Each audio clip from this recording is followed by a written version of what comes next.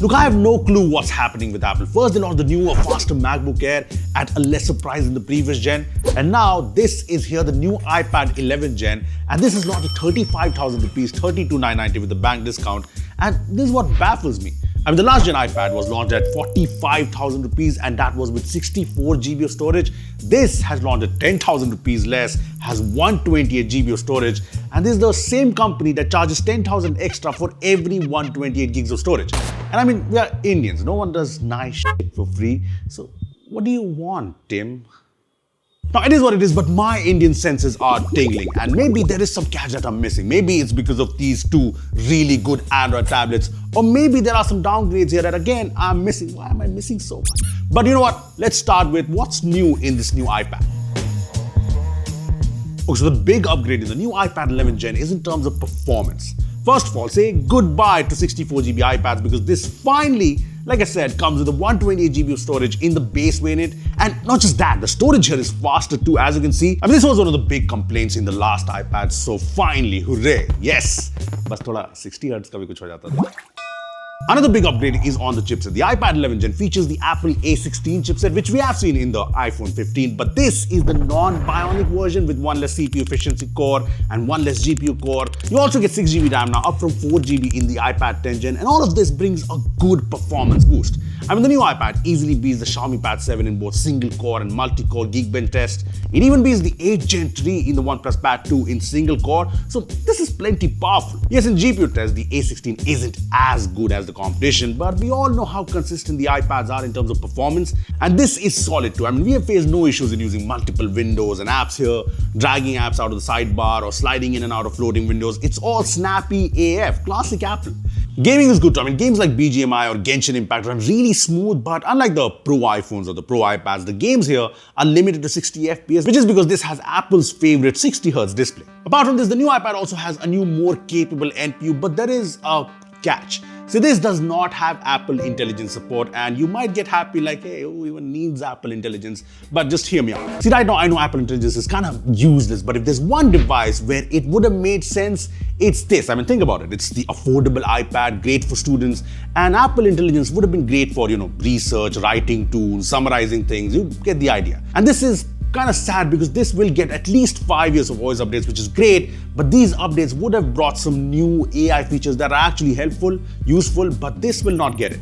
I mean, in comparison, both the Xiaomi Pad 7 and the OnePlus Pad 2 pack in all the latest AI features, so yeah, one thing the iPad is missing out on. Also, do know that while this iPad is powerful, especially for this price, but when you think about other iPads, not so much, especially in terms of GPU. I mean, this does support all of the popular iPad apps, but does not support games like Assassin's Creed Mirage and Resident Evil 4. It also does not have Stage Manager support, which the higher-end iPads have. So while the performance here is solid, it's no match to the Airs or the Pros or even the Minis. And apart from these upgrades, the new iPad 11 Gen is more or less the same as the 10 Gen. It's got the same design, which is fine because it's all metal, flat sides. The back no longer has the iPad text, just the mirror Apple logo, so a bit more cleaner looking. It's way lighter than something like the OnePlus Pad 2, and it's still got dual speakers in a design that makes you think it's quad speakers, but that's okay because these dual speakers are actually great, clear and loud, but they're definitely not as crazy good as OnePlus Pad 2's 6 speakers. The iPad also has Touch ID, which both the Android tablets lack. It's also got a USB 2 Type-C port, but its DisplayPort supported, so you can mirror the screen to an external display. The cameras remain the same, 12 megapixel on the back, capable of 4K 60 FPS videos, and it's actually great for taking photos of notes and whatnot. And you get the 12 megapixel center stage front camera with really good mics, which make it great for video calls, classes, Even the display is the same, it's 11-inch, and you would think up from 10.9 inches, but it's just Apple rounding off things. And you know what? The display looks good in most scenarios. I mean, it's color accurate, it's bright enough, sharp and nice, so it looks good, be it while watching videos or even when browsing through websites. But yeah, this is no match to the more high-end displays on the other Android tablets. For starters, this is 60 Hz, like I said. I mean, Apple loves it, we can't do Second, this display is set to support HDR and Dolby Vision, as you can see on the official specs page, but there's no HDR option in YouTube. Netflix also does not support HDR. Third, just like the iPad 10 Gen or even the 9 Gen, this has a non-laminated screen, and that basically means that the touch area, the display, the top glass panel are all 3 separate layers. And while this is great in terms of repairability, you can see some minor bleeding in the corners, And when you press on the display, you can see some flex like this. Honestly, nobody does this, and all of this is not a big deal for most users.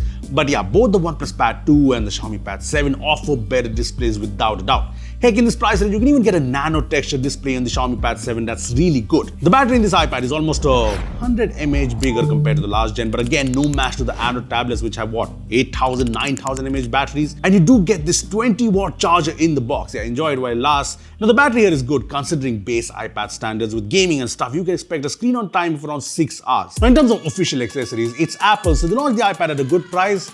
The accessories, not so much. I mean, the new USB-C Apple Pencil costs 8,000 rupees and it does not charge magnetically, does not support pressure sensitivity. There's also the Folio keyboard at 25,000 rupees, and I'm not even kidding. But hey, at least these Apple accessories are available to buy. They are in stock, unlike the Xiaomi and OnePlus accessories, which are never in stock. Or maybe the Apple accessories are in stock because they're just, nobody buys them. So look, here's the thing. Android tablets have just upped their game. They're just really good. So much so that Apple loses out in a lot of aspects. And I think Apple knows that, and thus this pricing. I mean, at the end of the day, this pricing is good for us. It's great for us Indians. And you know what? Where this iPad still stands tall is in terms of longevity, software that will not lag even after years of usage. I mean, we all know of people using their iPads without any problems for the longest time. And don't get me wrong, it's not the best tablet under 35K, but if your use case involves a more casual workflow with reading, lots of web browsing, media playback, and you want a tablet that lasts you for a long time without any problems, or maybe you want quality apps, iPad OS, or maybe you are in the Apple ecosystem, then yes, the iPad 11 Gen makes sense for you. But here's a fun question. How old is the iPad you're using? Comment down below, and thanks for watching. I'll see you in the next one. Hit subscribe.